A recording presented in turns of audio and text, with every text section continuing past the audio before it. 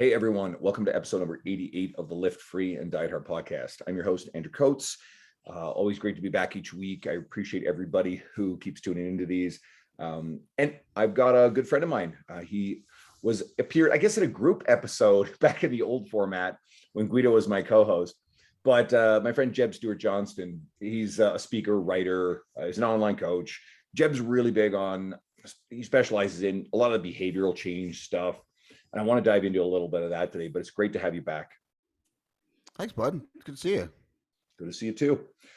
We'll come back around later, but you and I are both speaking at the Inland Empire Fitness Conference. That's coming up.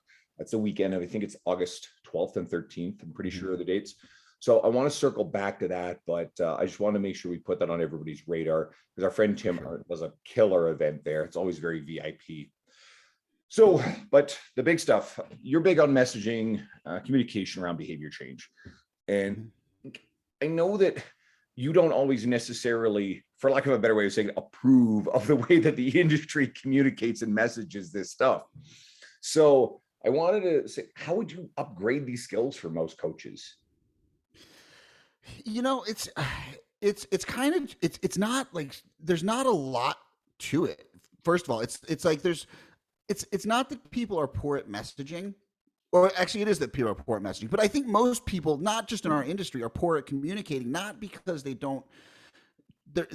not trying, or they just, I think so many of us misunderstand communication in that we get frustrated when we're not being understood, and we get frustrated when we don't understand others.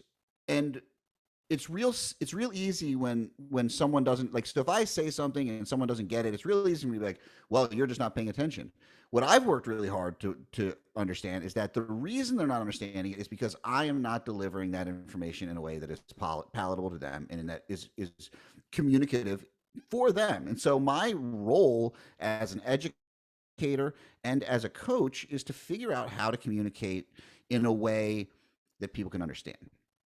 So what I think happens within, the messaging around behavior change is that people in fitness are good at fitness stuff. That's why we got into fitness. I love working out. I like eating chicken and rice. Like that, those are things and so I'm naturally pretty good at it. So of course I don't need quote unquote motivation, right? I just get up and do it because it's part of who I am. It's part of what I value. It's part of how I make my living.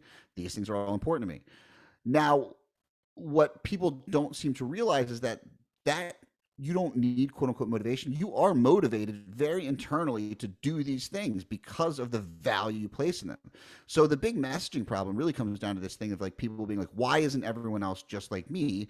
And it's like, well, that dude trades, $10 billion worth of stocks. Like, why aren't you more like him? Well, because that's not what I'm into. Okay. So now that that's out of the way, we can say, like, all right, so how can we start to realize that we have to message things in a way that people understand? Which I think you do such a good job at, especially with the Twitter posts, is you take something that we understand as fitness professionals, it could be written one way. And instead of doing it like that, just breaking it down into its more simplistic form so that people who don't do what we do read it and say, oh, that makes sense to me. Whereas if you post about like, how much internal rotation you should have at the hip when doing a front foot elevated split squat, it's awesome for the 3 people that understand what that means. But does it really help, so who's trying to get into just going to the gym twice a week? Yeah. It reminds me, we were off air, we were talking about how Pat Davidson was in town this weekend, right? And Pat's brilliant, knows his movement, and he knows his audience in front of him, the trainers. And he's talking about the nutation of the sacrum when it comes to like hip hinging versus squatting, and a lot of IR, a lot of ER type stuff, right? It's like sometimes I like that language kind of almost like eversion of your ankle, your foot. And I'm like, whoa, even I have to like pause to kind of like really grab some of that like biomechanical technical language there. So how the fuck is the end user who just doesn't want to be in pain anymore, who it's like, man, like I came to you because I noticed like I'm out of breath going up the stairs. That person doesn't care about that stuff. That person just wants to feel better. It's certainly why I get a bit annoyed, and I always stay out of this stuff where you get these battles, these ideological battles and tribes over training ideology, and methodologies. And it's the same thing kind of with nutrition ideology and methodology. It's like, man, you're arguing to be right against other fitness professionals, or you're posting shit to impress other fitness professionals, neither of which actually reaches or helps the end user who wants to lose 20 pounds, right? And then you get the people who are like, oh, you're not supposed to talk about dieting and fat loss. And it's like, you're not fucking helping either. So Right. how do you get our coaches to just simply get better and focused at helping that end user? I mean, I think mostly it's experience, right? Because like, we talk about this at Compound all the time. So one of the other businesses I'm involved in is Compound Performance. It's mainly a training business, and Dean and I have gone on to create a nutrition wing there. And we do a lot of education. But the funny thing is like starting off, like I don't know about you, like I came into the fitness world not from the fitness world. It was like powerlifting, strongman. So like my workouts were like you go up and work up to a 1, 2, or 3 rep max, take 80% of that and do 2 sets with that, as many reps as you can do. And it's all like heavy, like just blood coming out of your face. And I was like, okay, that's how you train. And then I got into the fitness side and it got into all this nuance. I'm like, oh, and, I'm going to make sure that like I have every angle of like each quadricep muscle is hit by this. And then we are all back to this thing of like, yeah, you probably just need to try more. Like just go in and work out hard and you'll probably see better results. And I think that's just kind of the thing is like at the end of the day, it's like, 90% of this is like really effort based. 90% of it is like consistency, 90%.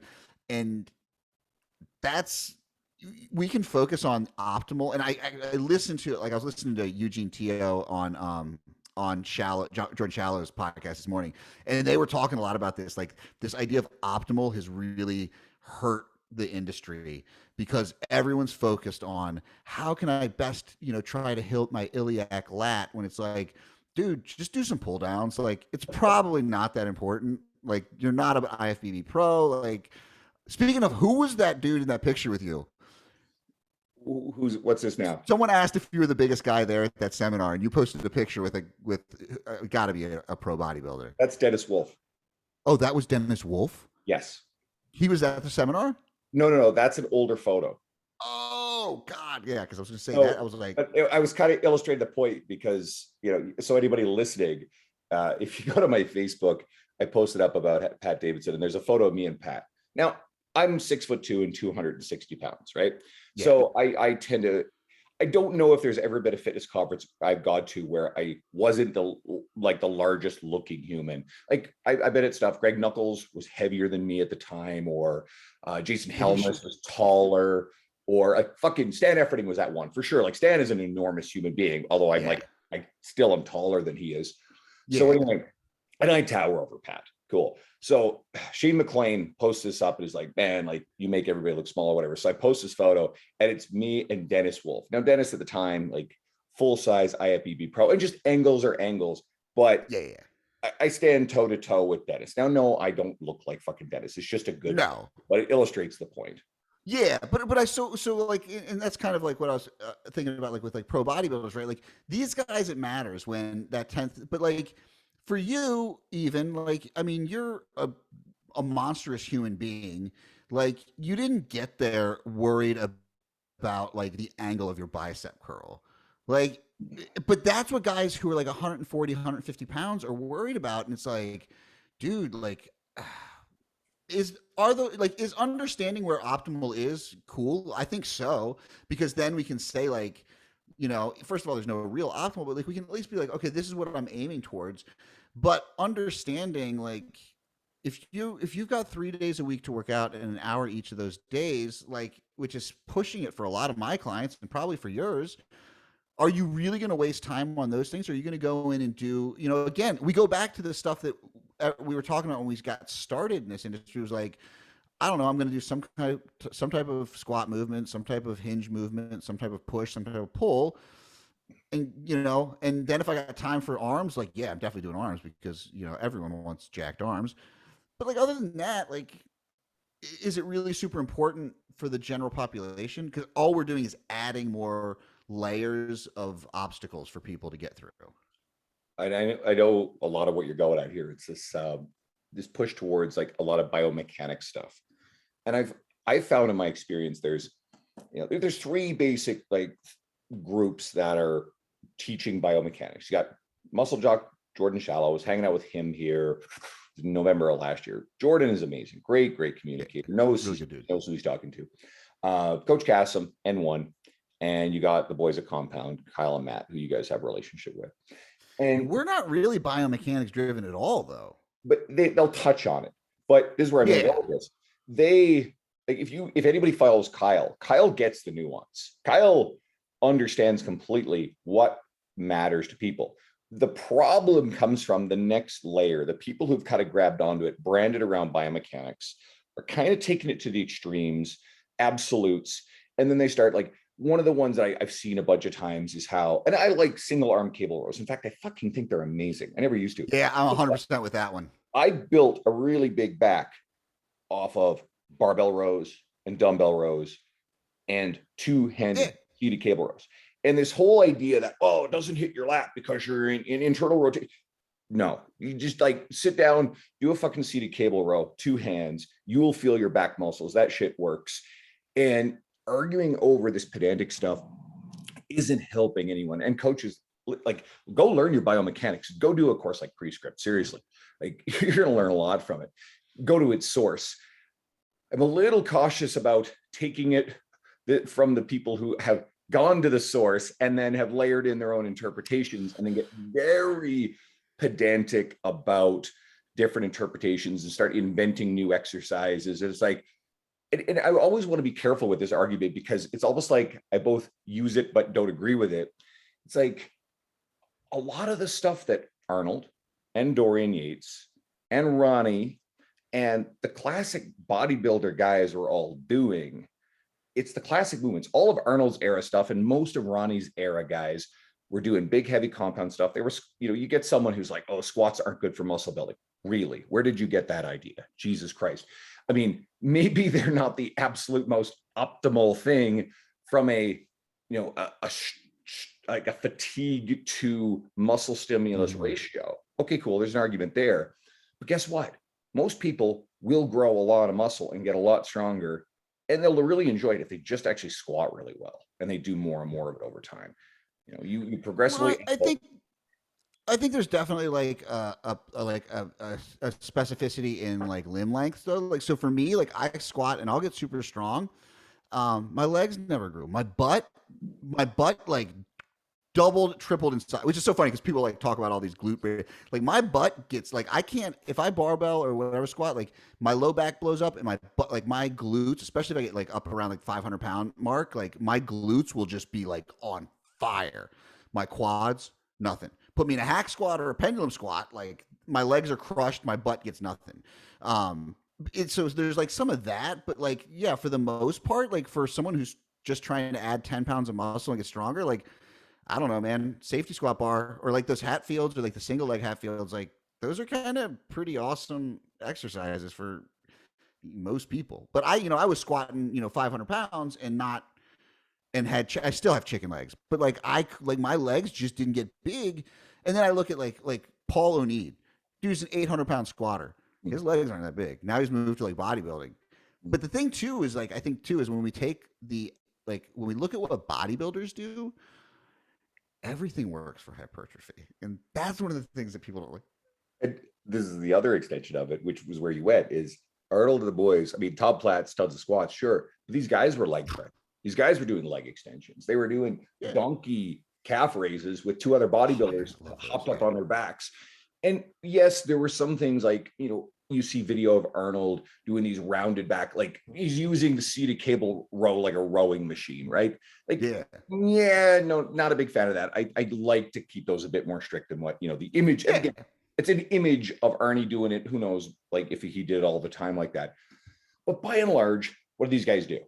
They train with a lot of volume, and it's not this like straw man bullshit, false dichotomy, whether it's volume or intensity. They trained a lot of volume at a high intensity, right? Like that's a completely, facetious argument that I find some people in the industry get into, that, oh, volume doesn't matter, it's training intensity. Is like, okay, like that's like the whole, like, if it fits your macros thing, where the people who denounce if it fits your macros think that the proponents of it are literally trying to cram as much Pop-Tarts and ice cream into the model as possible and eat nothing but junk. No one does that. Like, no one is trying to actually hit their macros by eating the most amount of shit possible. Okay.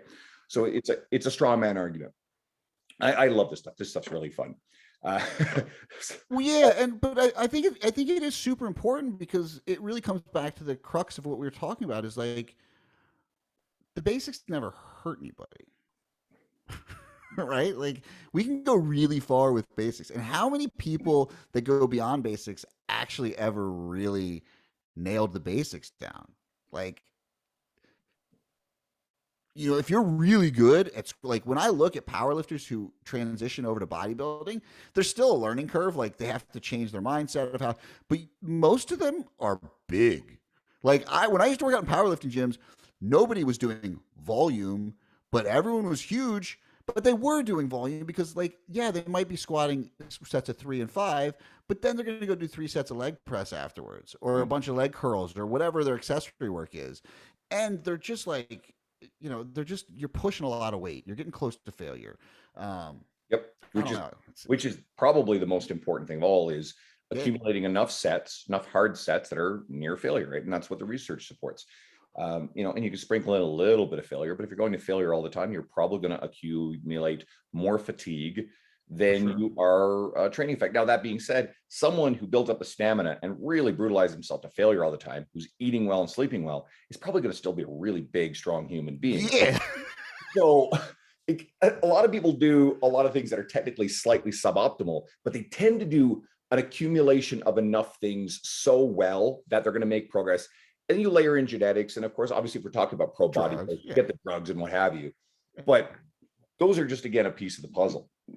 So, I really do find that a lot of the messaging in our industry gets caught up in wanting to be right to the wrong people, trying to impress or beat the wrong people.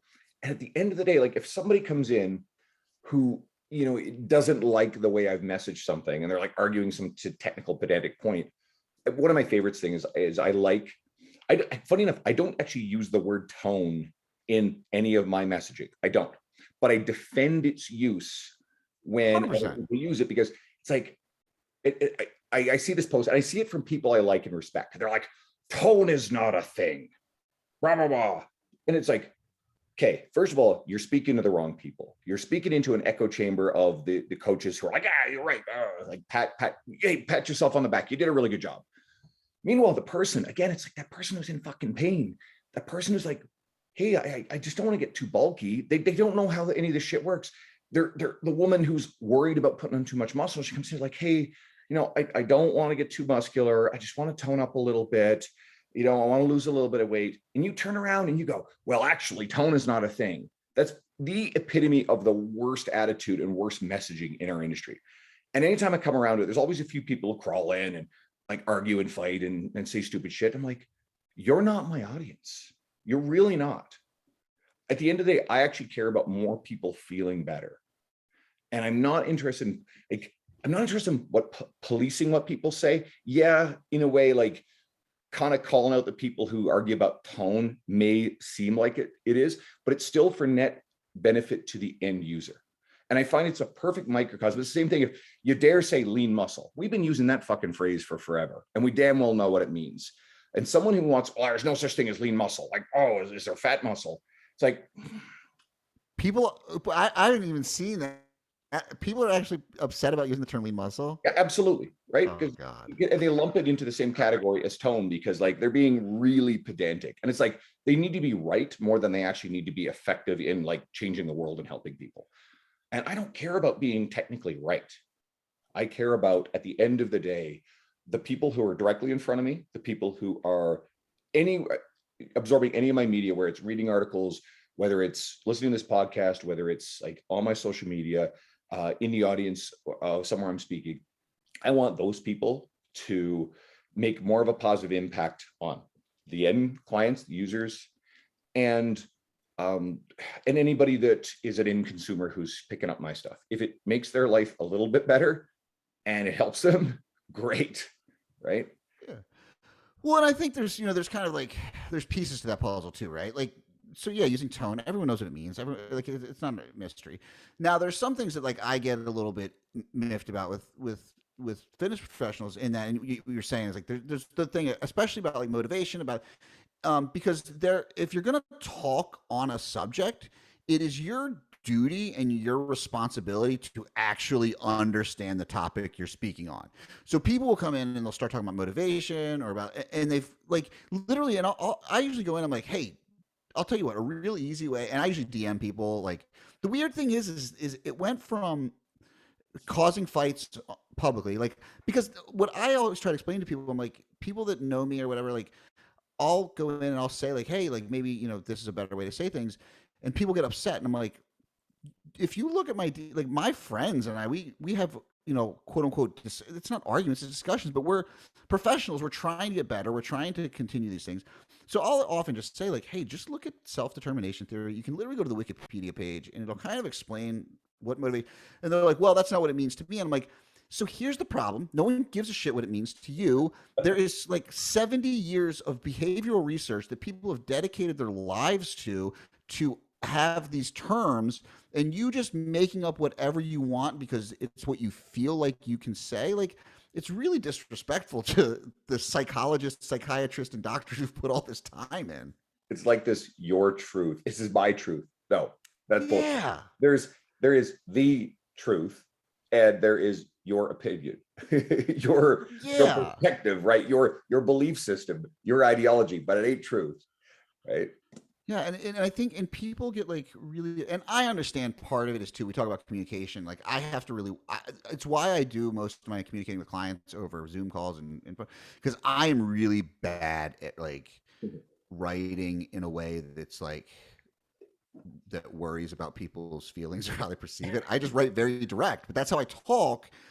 And so I just say like, I say, oh, this, and people feel it's like I'm attacking them. I'm like, no. I actually, I really appreciate you. That's why. I mean, if I didn't appreciate you or respect you, I wouldn't take the time to even write anything. Like, I wouldn't give a shit. Like, I'd be like, I don't care. But like, and so people get like upset, and I'm like, and it's, I'm not one of these people that thinks like everyone's overly. I mean, I think people are probably overly sensitive, but it seems that now you can't even have the one-to-one conversation with people without them getting. And so now I'm at the point where I'm just like, I'm just going to do my thing and just let everyone do whatever they want. There's also an element of self-selecting, people self-selecting to you and as a style of coach. And I know you to be an empathetic, kind, caring human being, right? I'm not dissimilar. I've really mellowed over the years, and I've been very careful about this stuff, but I've also deliberately looked for ways to get better at this stuff. And there's a few books that I like, and I recommend to everybody. I've waved them around on my media a lot. The Coaching Habit by a guy named Michael Bungay Stainer. Really, yeah, we were talking about that last year. Yeah, really accessible, really good book that will help everybody. And he writes a second book called The Advice Trap. And it basically is just like, instead of going straight into advice mode, first of all, understand that most people actually do know most of what they need to do. It's just the application of that knowledge, right? Someone who's overweight, 99 times out of 100 knows that, okay, I am overweight. I don't feel good. I know that there's long-term health risks here. I train this cardiologist. He's one of the funniest humans I know. Every once in a while, he gets someone who comes in who's like 400 pounds and like, no one ever told me I was fat. Like, I thought this was healthy, right? Like, and he actually does get that from time to time, and he's just astonished. But I also think nowadays people are scared shit. Like, in their profession, they're scared shitless to like say anything to people that are coming in, right? But by and large, most people actually know. So a lot of these books that I find are really good. Motivational Interviewing is another one. It gets a little bit like ridiculous with the degree to which you're like asking for permission to like tell people shit, right? You build that trusting relationship and people actually just they want answers from you. But this stuff is all about turning off that instinct to dive right into, oh, here's the advice, here's a solution, here's what to do. And instead, just ask a shit ton of questions. And 90% of the time, if you ask a lot of questions, the right way, Coaching Habit kills it at this.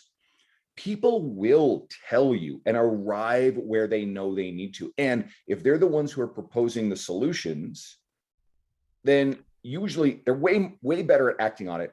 And you know what this shit all does? It bypasses the question of motivation. It completely bypasses it. Right. Yeah, so that's one of the things I actually do with intake of all my clients is we go through we do a strengths assessment, but then we also do a value sheet. So I come up with kind of what their main value is. We set a certain amount of goals. And you talk about fat loss, right? And like how people are afraid. Like, I'm not telling anyone to lose weight, but if they want to lose weight, I'm also not telling them there's anything wrong with that. And I think that's the problem is like, you either have to be pro fat loss or anti. It's like, no, I'm like just for helping people do what it is that they want to do.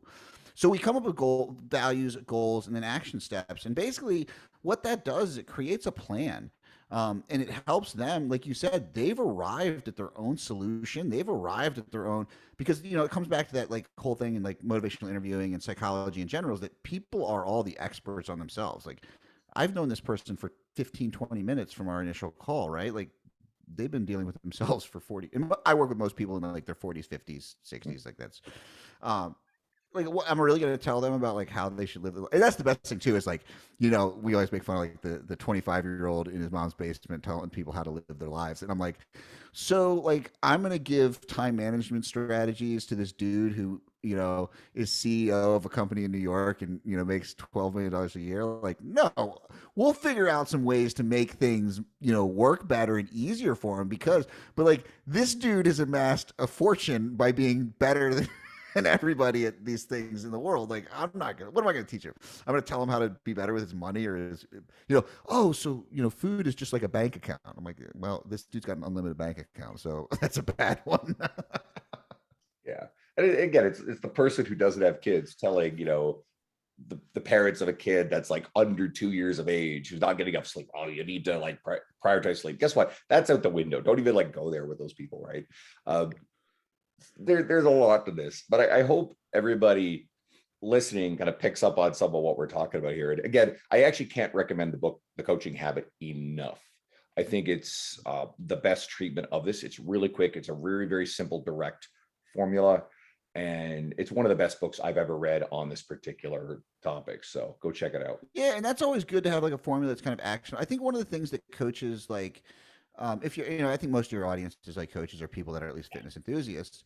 So I think one of the biggest things that we as an industry can do to get better is just like giving. So obviously, because we both you and I work with young coaches and developing coaches, and one of the things that I think is beneficial for them is doing the same thing we do with clients, right? Asking those questions, helping them to arrive at answers to themselves, but also like giving some actionable steps, some kind of like, it doesn't have to be like this how you have to do it, but like, hey, here's some things you can do when you leave this, for speaking at a conference. Like, here's some things you can do today that can help your coaching. Like, real simple, something to get you, and then they can start to incorporate some of the bigger concepts. But sometimes you just need that little like, and I hate to say this, but like hack or tip or trick, whatever it is, that one thing they can do to apply, just to get the confidence to start working, because big concepts take the current coaching model I'm in that I kind of have been developing. I mean, it took me a year and a half of like creating a model to just come about how I do things. And it's changed a ton in the last 2 or 3 years. So it's like really changed a lot. But that initial time I was working on it behind the scenes, like, how can I build a better model? And it took a lot. And I think anybody who's been doing this as long, there's an evolution in process in both like the way we go about things, but also systemizing something. And this is not something I talk about very often. And it came up a lot with Pat Davidson because, he's teaching these courses and he's built these sort of systems and frameworks. Pat's really funny when he describes just how like a non-functional human being he is. So he has to have all these like values and pillars and frameworks that like keep him from going completely off the rails. But anyway, if you are, anywhere in your career, if you start thinking about the methodologies that you're using for your clientele, then if you are able to systemize them and like write down and create frameworks of how you operate, and then not necessarily so rigid that you never deviate from them, but guidelines of the process, you can ultimately turn that into something bigger that allows you to scale maybe a larger online coaching clientele or hire other coaches under you. Some of the examples of this stuff, like Renaissance periodization and everything they've built with their templates and their books and their entire business and coaches under them, that's really how it started. John Russin, the PPSC team, it's just some of Russin's ideas that just got scaled out into being able to teach it in this, structured course formula, right? So Pat Davidson, same sort of thing. So if you aspire to grow on that level, actually frameworking this stuff is actually going to matter. But let's actually move over to the writing side of stuff, because what you don't wave around anywhere near as much as I do, because I really, really make a point of, highlighting the stuff that I write. But you've written for Muscle and Fitness Magazine. You've written for the PTDC. You've written for Men's Health, Business Insider. That's the stuff on your website, and more, right? So these are big name things. What is writing and then getting published done for your career? Is it a big part of you, or is it something like, how did it help? How valuable was it to you? I mean, it's probably gotten me maybe like one client. And I remember the client that was like, I read Muscle and Fitness, and I, saw it. But what it did because I also, in addition to writing for the magazines, I was also doing something called fitness teching. So Brian Cron used to do all the fitness teching for Muscle and Fitness and Men's Fitness. But basically, what it is, you go to the photo shoot, and like the model has to do a bench press. You make sure it actually looks like a bench press, right? Like, or because like these dudes are jacked, but like you'd be surprised some of them can't move for shit. It's crazy. It's wild. Like some of these guys that are in all these magazines, like trying to get them to do a front squat would be like, I would clean the bar, put it on their shoulders, and they still couldn't get to like 90 degrees. It was like, it'd be a nightmare. I'd call the editor and be like, we can't do a front squat. Like this guy can't do, or we need a new model. Like this isn't going to work. But like, so he was doing that. And then I took over for him. Like he was I guess they were like visa stuff, and he was leaving the States, and I was around and knew people, and that kind of parlayed also into writing. But it was really, I really think the value of it came in networking. First of all, because like, hey, I wrote these things, but also like the people that really helped me get started, and like honestly, the people that were always really cool about like just helping me, like if I had questions, or were the people that were already established in these magazines. And that was Jason Ferrugia, Jim Smith's Smitty Diesel Crew, Ben Bruno, Probably Sean Heisen. Sean Height. Well, Sean was like, I mean, Sean is the 100% the reason I'm doing what I'm doing. Like, Yeah. he was the editor, but we were training partners, and like, I was a hairdresser. I was like a celebrity hairdresser, so I had no interest, but I got into training. And at one point, he's like, "Why don't you train people?" He's like, "You now know more about training than like most of the trainers out there." I'm like, "I don't know. It's just a passion. I read about it all constantly." And but it was like having a master class in this stuff, because this dude knew everything about physical culture, like and it was one of my closest friends, and now he's the content director at On It. Like, he's helped build their content up over the past few years, and like, I mean, just great editor. Really taught me a lot about writing. But his connections to all these people was really what got me into the industry. And as we've talked about, um, those connections and this networking has been instrumental in my career. The seminars, like meeting these people. I went to Luca's seminar, not because I even really wanted to go to Luca's seminar, but just because I had never met Ferrugia. And Jay is who introduced me to Sean Heisen. And like the whole, everything that I got into this industry, it comes back to me getting the Renegade diet, which was his like intermittent fasting. Like, this is when we were still putting coconut oil in our coffee and stuff. It was in one of Zach Evanesh's like workout programs that I got, and I got this thing and I really liked it. And so I checked out Jay's program, and then just started messaging him, got to know him, and like literally he started my career. And the fact that I could go back to talk to him and be like, I just wrote, well, I'm one of, I think, two people to ever write a workout for Arnold in a magazine, in Muscle and Fitness. And like, it was for the last Terminator movie, and like I wrote Arnold's workout, and it was like, and I was like, I'm in the same issue as you, and you were the guy that got me started. Like, it was just really cool, and it was like proud moment, and like for him, like really cool to see. And yeah, it was just like one of those things of like, I don't understand how people can say a negative thing about these seminars or networking or whatever. It's like, I don't know how many clients I get from it, but I tell you, it's been invaluable for me as a person and a practitioner. Well, there's something embedded within what you just said. It's if coaches look at everything that they do, every piece of continuing education, every event, as what is the measurable direct ROI on this particular behavior, it's like that's very short-sighted.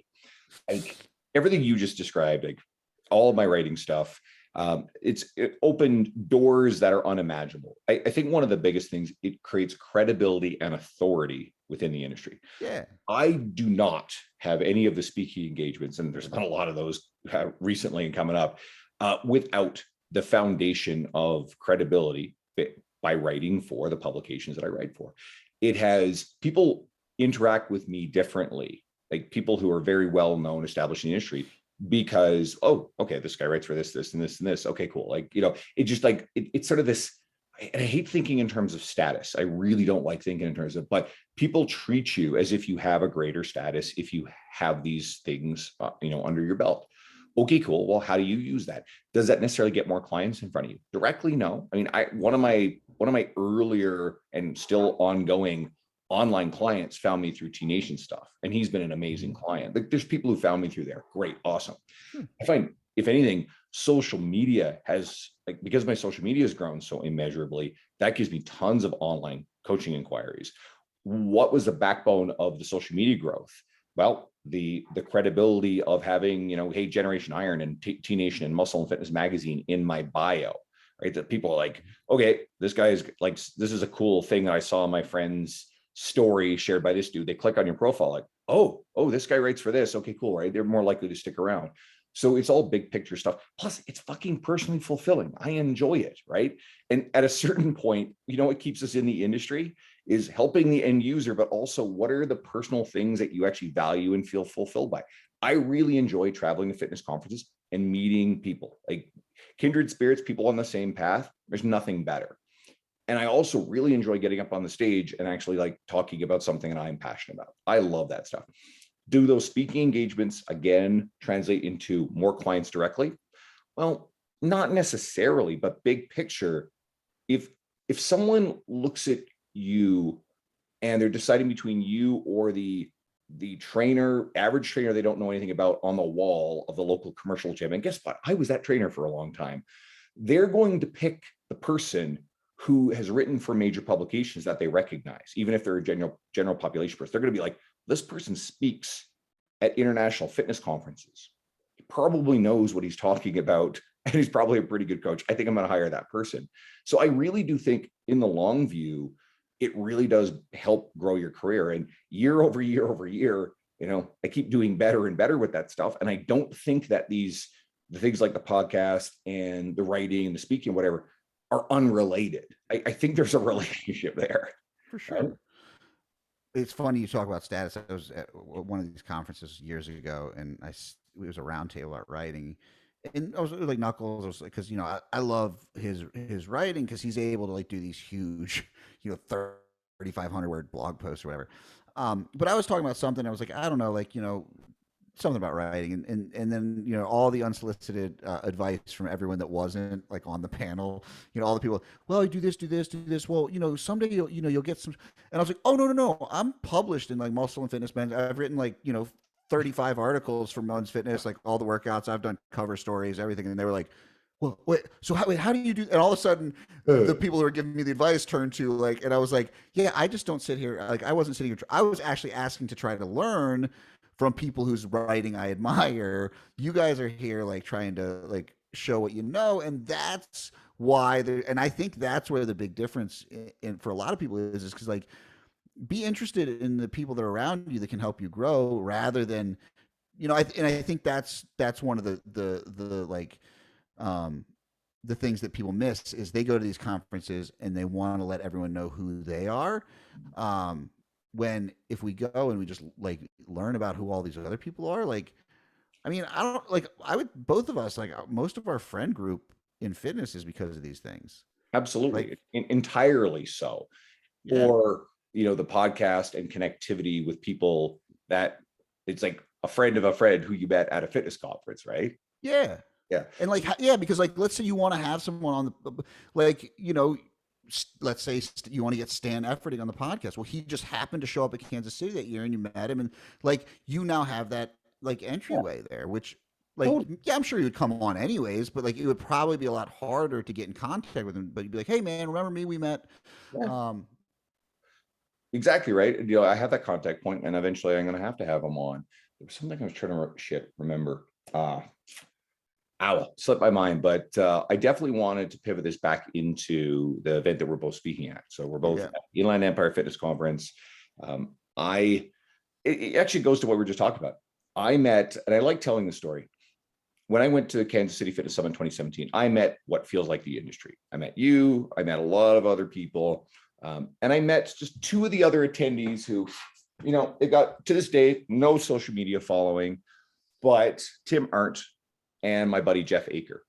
So anyway, like the guys, awesome. And then I found out that, Tim hosts his own event in Spokane. So I went to it in 2018 and 2019.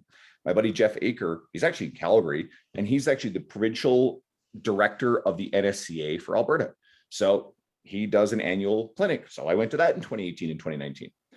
2021, Tim's having some trouble getting speakers for, during all the travel stuff, and he's still going to put off his event. So he asked me to come and present, and I'm like, hey man, just go back and ask Lee Boyce again. He's like, no man, like I want you to do it. I'm like, okay, cool.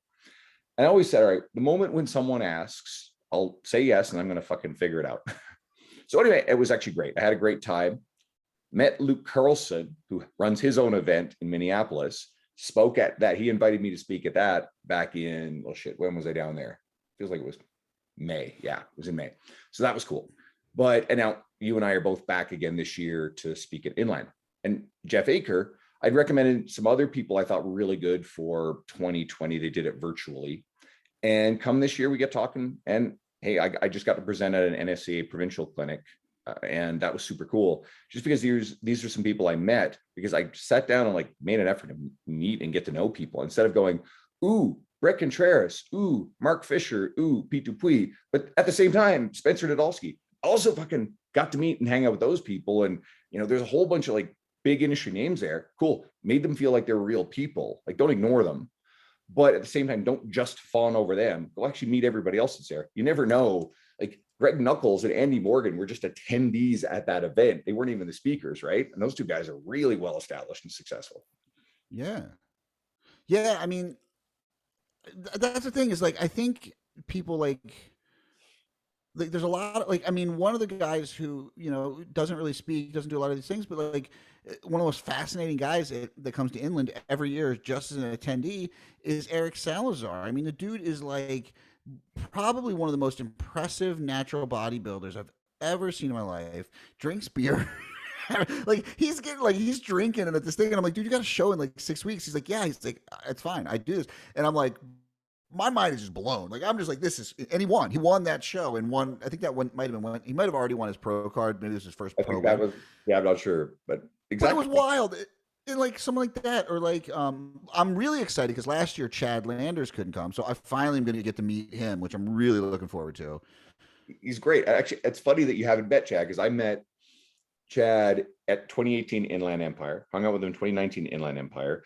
Also, my buddy, so this is how connect these worlds are. My buddy Jeff Aker loves Chad because Chad's also a former NSCA provincial personal trainer of the year award winner. Yeah, he won So that. Yeah, Chad also spoke at the 2018 NSCA that was in Calgary that year. It was really funny because Brian Cron was in that lineup, and I'll say this on air because this is hysterical. James Fell was at it, and just Brian wants nothing to do with James and his energy. So it's really funny being on this small patio at a barbecue with the two of them right there. Anyway, that's all I'll say about that. James, yeah, I get a kick out of sitting down and having a beer with James, but he's not everybody's energy. He's a different story. But anyway, I yeah, for digress. sure. But yeah, that's and Uh Chad, meanwhile, Chad is an awesome human being, right? I've yeah. again, it's been too many years. Well, and I was so because yeah, I was like, it's just like, but and so like that's the thing is like, and there's a lot of people that come to these as attendees. There's a lot of people. I don't know. It's just it's a lot of fun, and Inland in particular. Like last year was my first year there. I spoke, and it's just very different. Like there's none of this like, hey, pay extra and you get to hang out with the speakers. Like that's weird as shit to me. Like we're just like, we're all peers. Like, yeah, we've got some, we've worked to try and because it's something we enjoy is speaking, but like it's really important at Inland that everybody like, we're sitting down, we're eating lunch together, like we're all hanging out, we're doing the thing, like everyone's talking together. I mean, I like last year, like, cause I had never met Brad before, Brad Dieter, and so I kind of interacted online. I was like, yeah, I don't really know about this guy. Whatever, he seems fine, but whatever. And then we get to meet in person, and he's like my favorite human being. Like the guy is fucking awesome. He's a sweetheart. There's not an ounce of ego to him. Meanwhile, he's really smart, really successful. Really smart. There are a lot of these type of people in the industry where they haven't really outwardly branded themselves profoundly successful on their terms. Mm-hmm. And they've done the stuff. Like Brad has written for a whole bunch of stuff. He's written for T Nation and a lot of other things. But at the end of the day, the guy's just the CEO. Or maybe I can't remember the exact role with Macros Inc. But him, I don't know if they're co-CEOs, him and Jay White. But either way, they basically both own the company and run it together. And they actually, that company's killing it. They're doing a really good Yeah. job.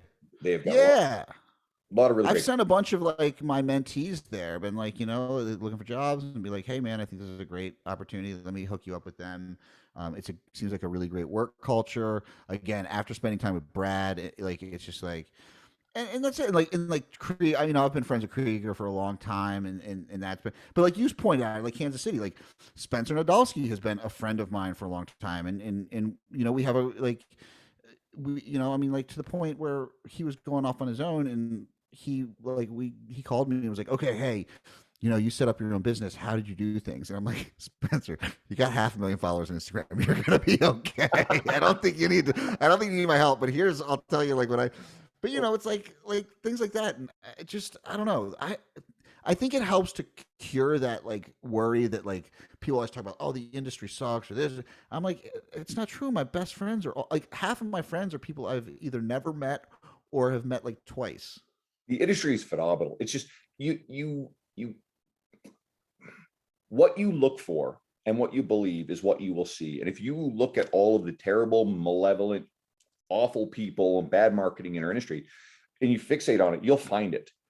I focus on all the really great people that I like and enjoy. Like I will never run out of great podcast guests because there's all these awesome people. I look at someone like our friend Guido. You and Guido have really bonded, but I met Guido when I moved over to Evolve Strength when I left the old commercial gym. And he was there doing something with Anthony Harder. And Anthony was one of the coaches at Evolve, right? So I got to know Guido, add him on social media, and just start chatting back and forth. And he's really on this keto kick at the time. It's more of an experimental thing, not like a hey, Because he'll do anything. yeah, he's not a keto zealot. He's literally just like, hey, I'm curious about this. I want to learn. So we ended up chit-chatting or whatever. And at the time I was like fucking around with like some short YouTube videos. And I mean, they didn't really take off quickly, but Guido, for whatever reason, just like decided he liked this stuff and he wanted to start a podcast. And then he messaged me. Out of all the people he knew, he's like, "Hey man, I was thinking about starting a podcast. Do you want to do it?" I'm like, "Okay, cool, let's do this." I always thought that was kind of a cool idea. Anyway, so that took off, and geez, I mean, right quickly we had Sohee Lee, we had Mike Isertel, friends from meeting people at these events. Met Sohee in 2017, and it was Carter Good also, and so like a few bigger name guests with bigger audiences, and that kind of blew things up, and it just kind of took off from there. And now it's been like the who's who of the industry. And then 2018, I brought Dean to Kansas City, and that's where he met you, and he met Mike Dola, and he met Josh Citron, and who the fuck, there's Mike T. Nelson, a whole bunch of people, and that led him down the rabbit hole to get in with Ben House and Pat Davidson, right? Yeah. And then that comes full circle because I knew who Pat was through Dean, and now I get to hang out with Pat this weekend. Like this stuff is literally this interconnected. And then Dean starts working for Stronger You, and then just things mushroom. You guys are doing all kinds of stuff, and now you have the compound nutrition thing, right? And it all has come from going to these kind of events. Talk to Luca. Like Luca has a legacy of going to tons of these things. He speaks at a lot of them, but he's met a lot of his good friends in the industry. He's got a business mentorship with Steve Krebs, and he'll always talk about how those two met at some event. And it just goes on and on. And when I was talking to Pat this weekend, I'm like, listen, you need to like get to know Luca, because they knew who each other were. Pat was supposed to do a seminar at Vigor, but I literally sent Pat's number to Luca. I'm like, here, Luca is someone who's like hyper connected with everybody. This is literally something, and Luca happens to be in New York right now, so I don't know if they'll actually link up, but I like that too, like just connecting people up with each other. And a lot of this stuff doesn't necessarily. I think that's an important part. Yeah. I think a lot of people miss that, is like everyone thinks about networking as how can I meet this person? But I look at it as how can I help? Like, I know that this person has this, like, I think that's one of the benefits. And so I always say, like, you do such, like, at the seminars, people are going to be like, Andrew's this like big, like, scary Viking looking motherfucker. And I'm like, Andrew is going to be the guy that's going to make sure even if he has no role there, everyone's having a good time. Everyone's like, you're always like, hey, do you have a ride? Hey, who you?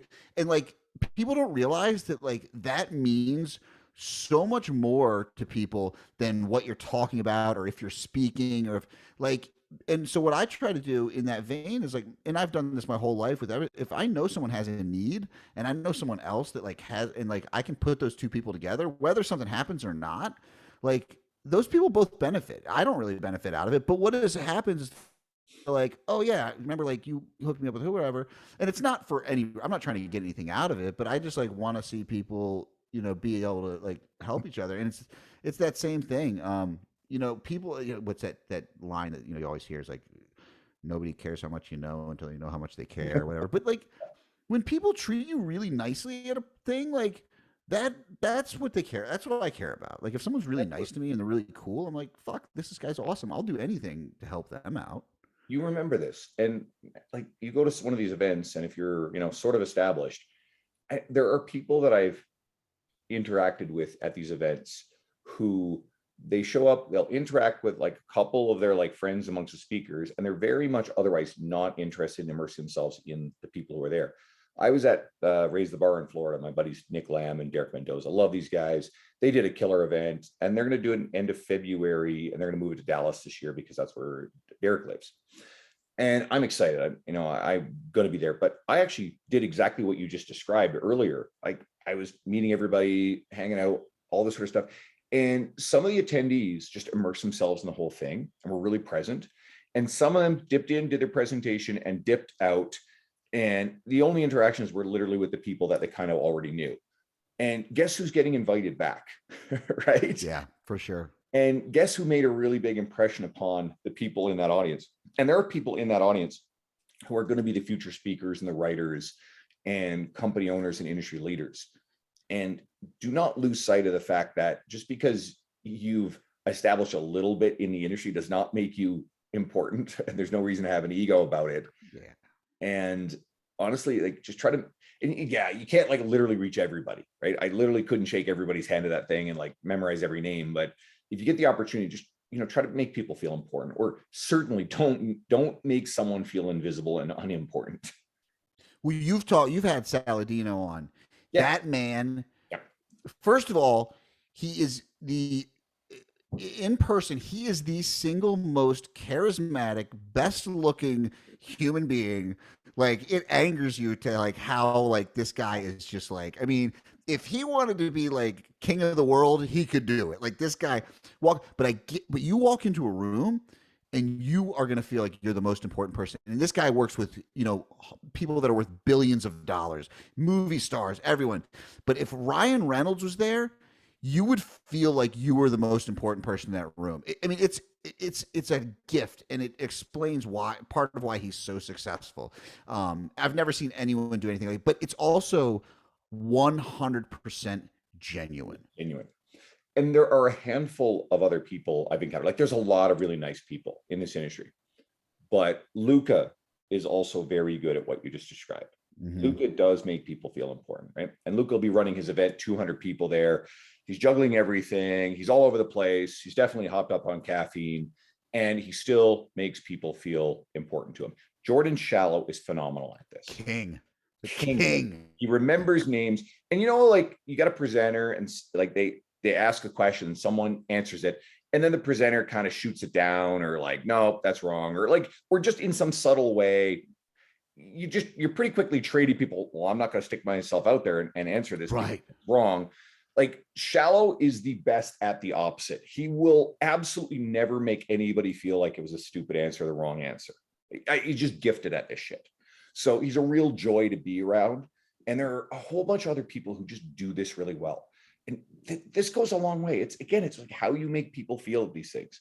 And you could literally be a complete unknown in the industry. But if you go in and you meet the other people, you treat the presenters like human beings. It's like hanging out with Pat this weekend, right? Like we got a lot in common in terms of background and like other sort of stuff. Interesting guy, but just make the effort with these people, because all throughout, like, I remember I always tell a story about Pete Dupuis when I met him in 2017, right? Like Pete, I could tell at the same event you were at, he was the only guy who wasn't the trainer. He's the business guy.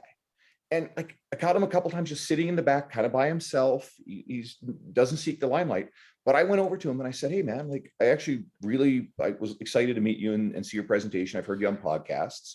And Pete to this day is a friend, right? You know, he's come on the podcast a bunch of times. Really awesome human being. He's a sweetheart. Like, because I used to, so like, you know, Mark, you mentioned Mark Fisher. Like Mark is like one of my favorite people, and his business partner is just is an amazing person.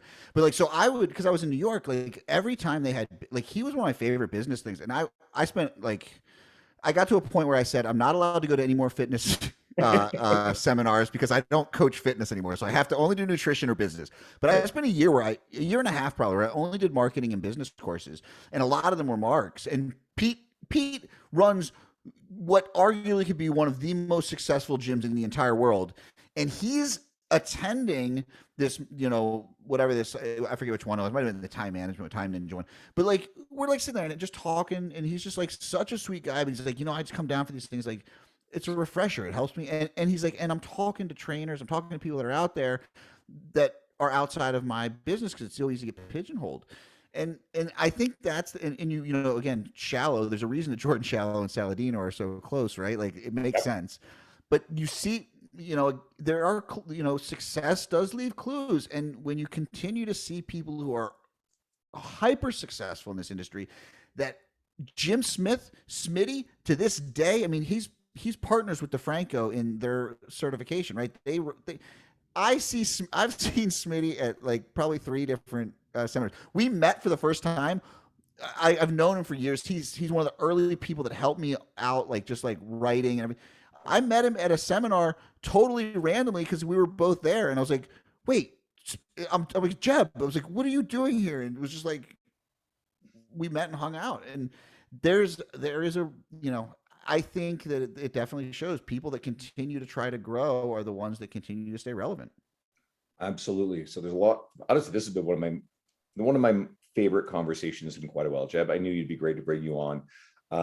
Let's remind everybody where to find you online, your website, your social media. So my website is foodonthemind.com. That title was brought to me by our good friend Carolyn McDonald. She came up with it. And my Instagram is Jeb Stuart Johnston. Very simple. All my links, if you know people are looking for coaching or anything like that, you can find all that on there. But yeah, I have a Facebook still, but I don't really use it. I don't use Facebook that much either anymore. Again, thanks everybody for tuning in. Go follow Jeb. Jeb's someone I really believe in. Very good friend. Really quickly, my family listens to these. They literally sit around in the morning and they listen to these podcasts. And my mom texts me as a reminder that it's my dad's birthday. So happy birthday, Dad, if you're listening. And for everybody else, awesome. Continue to tune in and listen to this. Thank you. I really appreciate you guys. Another quick plug too. I'm not sure if anybody who's listening would probably be, this may not be for you, the line I like stealing from Luca, but we do get some coaches who've actually done this. So Bailey, Lau, and I have a 13-week women's online strength training program. We're doing our 3rd run of it. It starts Monday, July 4th. And we've had a couple of younger female coaches, because it's only available to women, who wanted to do it because it gives them the programming structure, so that way they're not worried about having to like do it for themselves. But 2, they've enjoyed learning from how we put it together and how we built it. So they wanted to experience it as well. So maybe it's not for you, but maybe someone in your world would really benefit from this sort of thing. And anyway, so it's all over my social media. If you have any questions about it, just shoot me a message. and hang around for a new episode next week. Thank you so much, Jeb. All right, buddy. I'll see you in like 5 or 6 weeks. 5 or 6 weeks.